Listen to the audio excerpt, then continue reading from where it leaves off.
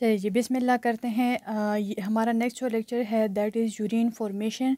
Previous lecture में first lecture of renal physiology में हमने structure of kidney and structure of nephron का मैंने एक लेक्चर आपको अपलोड करके दिया था। उस पर ऑडियो नहीं थी क्योंकि वो ऑलरेडी आप लोग एफएससी में पढ़ चुके हैं। थोड़ा सा उसमें एपिथेलियल सेल्स था कि कौन कौन से ट्यूब्यूल्स में हमारे पास कौन कौन सा एपिथेलियल सेल होता है।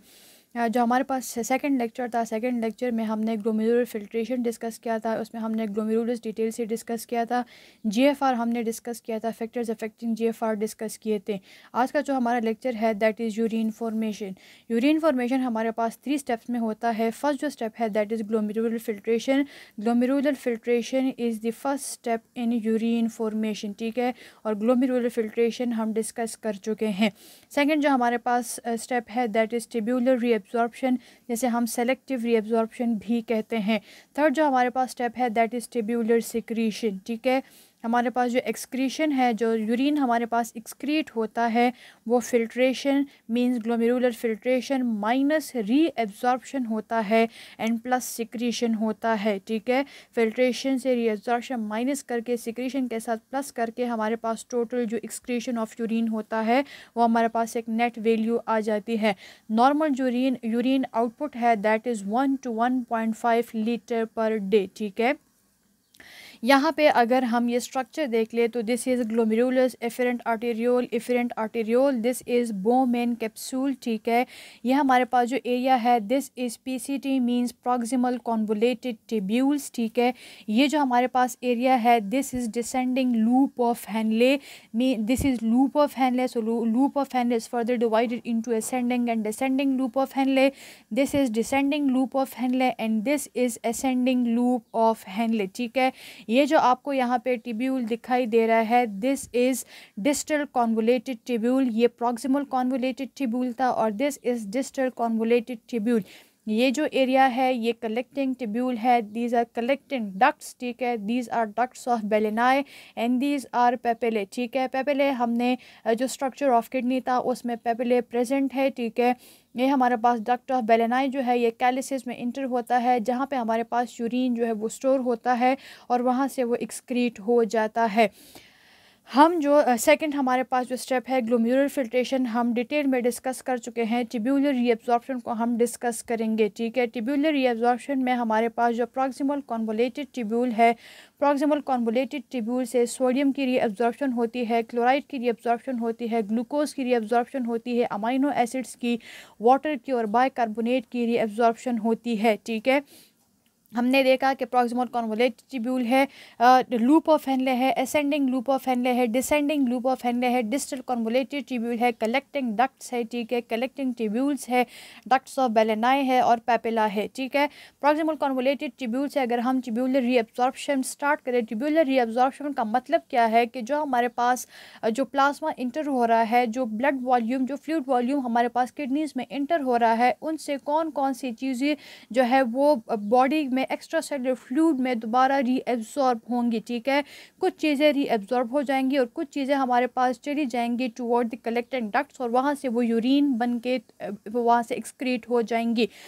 प्रॉक्सिमल कॉन्वोलेटेड ट्यूब्यूल से हमारे पास सोडियम जो है वो रीअब्जॉर्ब होता है, chloride, glucose, amino acids, water and bicarbonate की रीअब्जॉर्प्शन होती है।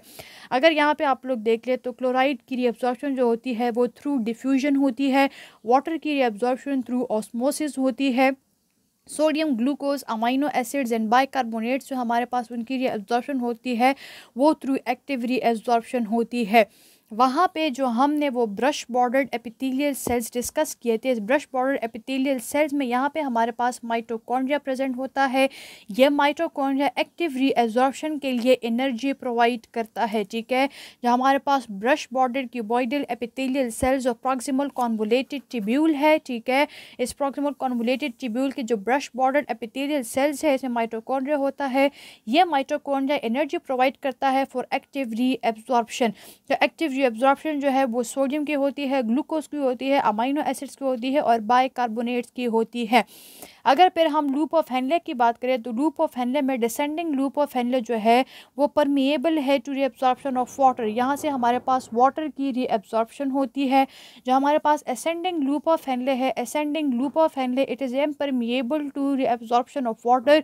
ये वाटर की रीअब्जॉर्प्शन नहीं करता, ठीक है, लेकिन हमारे पास ये परमिएबल है for the reabsorption of sodium, chloride, magnesium, potassium and calcium, ठीक है।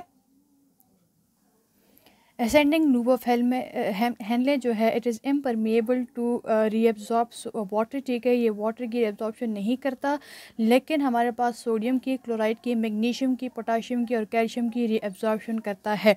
जितने भी हमारे पास हमने यहाँ पे प्रॉक्सिमल कन्वोलेटेड ट्यूब्यूल में देखे, जितने भी हमारे पास यहाँ पे हमने लूप ऑफ हेनले असेंडिंग और डिसेंडिंग में जितनी रीअब्जॉर्प्शन देखी, ये सारी चीज़ें किडनी से रीअब्जॉर्ब होती है और डायरेक्टली जाते हैं towards the extra cellular fluid, ठीक है। डिस्टल कन्वोलेटेड ट्यूब्यूल में हमारे पास वाटर की रीअब्जॉर्प्शन होती है थ्रू एंटी डाययूरेटिक हार्मोन, ठीक है। सोडियम की रीअब्जॉर्प्शन होती है थ्रू रास मैकेनिज्म और हमारे पास क्लोराइड की रीअब्जॉर्प्शन होती है। हर एक जो हमारे पास ट्यूब्यूल है, हर एक ट्यूब्यूल जो है वो डिफरेंट मटेरियल्स की रीअब्जॉर्प्शन करता है, ठीक है। सारे ट्यूब्यूल्स एक ही मटेरियल की या एक ही उसकी रीअब्जॉर्प्शन नहीं करता। हर एक जो हमारे पास ट्यूब्यूल्स है वो डिफरेंट मटेरियल्स की रीअब्जॉर्प्शन करती है। आपने एमसीक्यूज़ के लिए याद रखना है। प्रॉक्सिमल कन्वोलेटेड ट्यूब्यूल कौन कौन से मटेरियल्स की रीअब्जॉर्प्शन करता है? डिसेंडिंग लूप ऑफ हेनले किसके लिए परमिएबल है, असेंडिंग लूप ऑफ हेनले किसके लिए परमिएबल है और किसके लिए इम्परमिएबल है, और डिस्टल कन्वोलेटेड ट्यूब्यूल में हमारे पास कौन कौन सी चीज़ों की रीअब्जॉर्प्शन होती है और थ्रू कौन कौन से मैकेनिज्म्स के होती है, ठीक है। जो कलेक्टिंग ट्यूब्यूल्स है, ये कलेक्टिंग ट्यूब्यूल जो है they are fully permeable to water, sodium and chloride.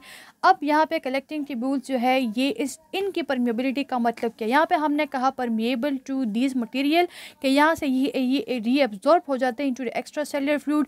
यहाँ से ये जो हमारे पास मटेरियल्स होते हैं ये जाते हैं टूवर्ड्स द कलेक्टिंग डक्ट, ठीक है। तो हमारे पास यूरिन की फॉर्मेशन होती है, वो यूरिन की फॉर्मेशन इन तीन चीज़ों से होती है, ठीक है। और इसमें हमारे पास और भी वेस्ट प्रोडक्ट्स होती है, ठीक है। इसमें हमारे पास अमोनिया भी होता है, इसमें हमारे पास यूरिया भी होता है, इसमें हमारे पास क्रेटिनिन भी होता है। इन सब चीज़ों की एक्सक्रीशन जो है वो थ्रू कलेक्टिंग डक्ट होती है। कलेक्टिंग डक्ट में आते हैं, कलेक्टिंग डक्ट से मेजर और माइनर कैलिसेस में जाते हैं और वहाँ से वो एक्सक्रीट हो जाते हैं, ठीक है। यहाँ पे हमारे पास जो ट्यूब्यूलर सिक्रीशन है, ट्यूब्यूलर सिक्रीशन में हमारे पास कौन कौन से आइटम्स है जो हमारे पास यहाँ पे रीअब्जॉर्ब नहीं हो सकते, जो फिल्टर नहीं हो सकते और इनकी एक्सक्रीशन होती है। आइटम्स लाइक अमोनिया, ठीक है, that is not filtered by glomerulus, enters into efferent arteriole, ठीक है। अमोनिया जो है अब वो ग्लोमेरुलस से फिल्टर नहीं होता तो एफरेंट आर्टेरियोल में जाता है। एफरेंट आर्टेरियोल से वो डायरेक्टली ट्रांसपोर्ट होता है into the proximal convoluted tubule, ठीक है। प्रॉक्सिमल कन्वोलेटेड ट्यूब्यूल से हमारे पास जितने भी कंटेंट्स होते हैं वो जाते हैं टुवर्ड्स द कलेक्टिंग डक्ट, और कलेक्टिंग डक्ट में हमारे पास जो एक फॉर्मेशन होती है तो उसको हम कहते हैं यूरिन फॉर्मेशन, ठीक है।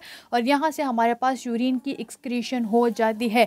कलेक्टिंग डक्ट में हमारे पास जितने मटेरियल्स होते हैं वो यहाँ पे कलेक्ट हो जाते हैं, वो जाते हैं टुवर्ड द डक्ट ऑफ बेलेनाई जो मेजर और माइनर कैलिसिस तक जाते हैं और वहाँ से वो स्टोर होकर वहाँ से एक्सक्रीट हो जाते हैं, ठीक है। तो ये था हमारे पास यूरिन फॉर्मेशन। इसमें हमने 3 स्टेप्स डिस्कस किए। ग्लोमेरुलर फिल्ट्रेशन हम पहले डिस्कस कर चुके हैं। ट्यूब्यूलर रीअब्जॉर्प्शन हमने डिस्कस किया कि प्रॉक्सिमल कन्वोलेटेड ट्यूब्यूल किन किन चीज़ों की रीअब्जॉर्प्शन करता है, लूप ऑफ हेनले में असेंडिंग और डिसेंडिंग किन किन चीज़ों की रीअब्जॉर्प्शन करता है, कलेक्टिंग डक्ट हमारे पास किन किन चीज़ों की रीअब्जॉर्प्शन करता है, कौन कौन से मैकेनिज्म्स के थ्रू करता है। अमोनिया हमारे पास जो है उसकी फिल्ट्रेशन नहीं होती, वो हमारे पास एफरेंट आर्टेरियोल्स के थ्रू जो है प्रॉक्सिमल कन्वोलेटेड ट्यूब्यूल में ट्रांसपोर्ट होता है। प्रॉक्सिमल कन्वोलेटेड ट्यूब्यूल से उसकी ट्रांसपोर्टेशन होती है इनटू कलेक्टिंग डक्ट, और कलेक्टिंग डक्ट में हमारे पास वो यूरिन में एक्सक्रीट हो जाता है। यूरिन में यूरिया एक्सक्रीट होता है, क्रेटिनिन एक्सक्रीट होता है, अमोनिया एक्सक्रीट होता है, वाटर एक्सक्रीट होता है, सोडियम और क्लोराइड एक्सक्रीट होते हैं, ठीक है।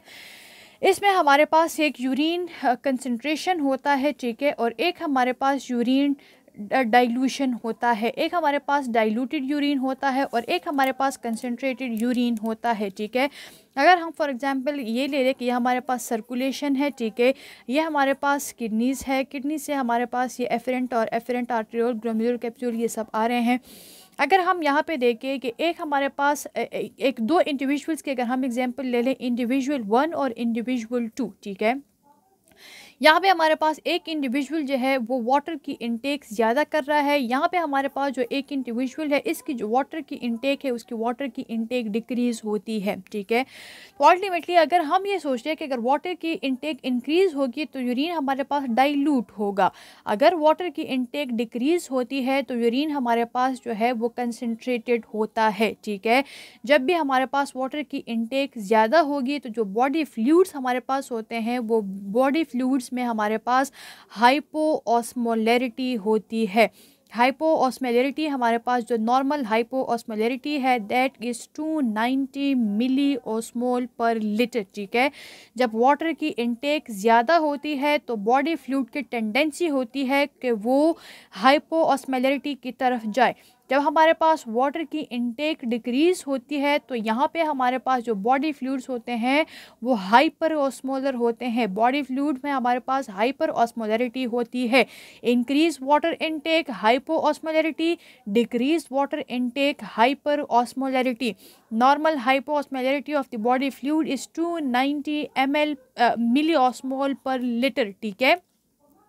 यहाँ पे अगर हम कहते हैं कि हमारे पास हाइपोऑस्मोलैरिटी है, वाटर इनटेक ज़्यादा है, तो यहाँ पे हमारे पास यूरिन डाइल्यूट होगा, ठीक है।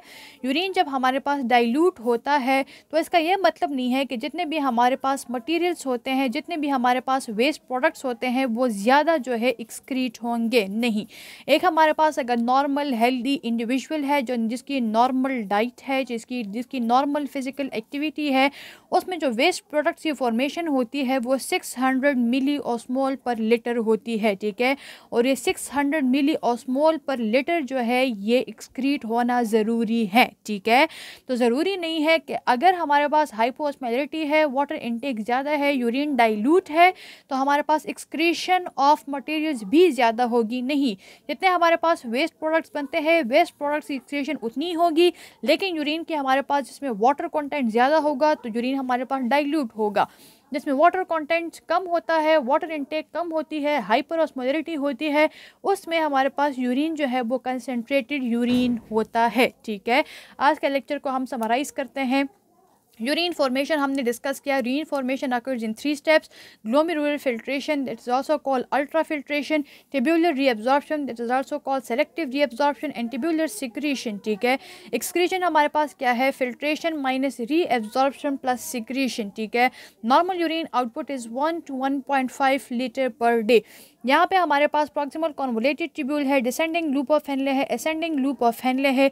यहाँ पे हमारे पास डिफरेंट मैकेनिज्म के थ्रू रीअब्जॉर्प्शन होती है। यहाँ पे हमारे पास एडीएच के थ्रू वाटर रीअब्जॉर्प्शन, रास के थ्रू सोडियम रीअब्जॉर्प्शन ये होती है। कलेक्टिंग डक्ट्स में हमारे पास जो अमोनिया है या अदर वेस्ट प्रोडक्ट्स है जो फिल्टर नहीं हो सकते, ठीक है, जो फिल्टर नहीं हो सकते वो चले जाते हैं into proximal convoluted tubule. Proximal convoluted tubule से वो कलेक्टिंग डक्ट्स की तरफ जाते हैं, वहाँ पे हमारे पास यूरिन फॉर्मेशन हो जाती है और वहाँ से यूरिन की एक्सक्रीशन हो जाती है। यूरिन कंसनट्रेशन, यूरिन डाइल्यूशन जब हमने कहा तो अगर वाटर इनटेक ज़्यादा होगी तो हाइपोऑस्मोलैरिटी होगी। किडनीज़ का जो मेन फंक्शन है that is the regulation of that is osmo regulation, ठीक है। तो उसमें हमारे पास अगर फ्लूइड इनटेक ज़्यादा है तो हाइपोऑस्मोलैरिटी होगी। नॉर्मल जो हमारे पास ऑस्मोलैरिटी है that is 290 milli osmole per litre, ठीक है। Normal osmolarity of the body fluid is 290 milli osmole per litre. जब हाइपोऑस्मोलैरिटी होगी तो यूरिन डाइल्यूट होगा। जब डिक्रीज वाटर इनटेक होगा, ठीक है, हाइपर ऑस्मोलैरिटी होगी तो यूरिन कंसनट्रेटेड होगा।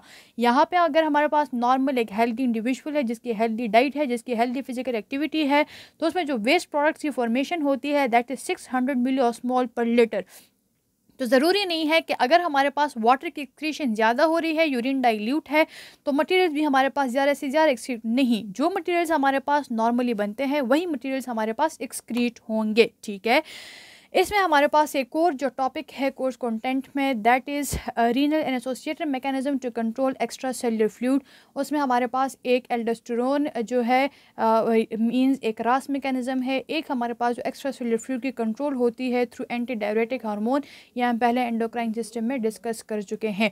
इसमें आपका जो एसिड बेस बैलेंस है, एसिड बेस बैलेंस जो है वो आप लोग जो आपने बायोकेम में पढ़ा है वही बायोकेम का एसिड बेस बैलेंस आपका फिजियोलॉजी पे भी अप्लाई होता है। तो फिजियोलॉजी पेपर के लिए भी आपने वही एसिड बेस बैलेंस जो है वो स्टडी करना है। ये था हमारा रीनल फिजियोलॉजी का लेक्चर। Thank you students.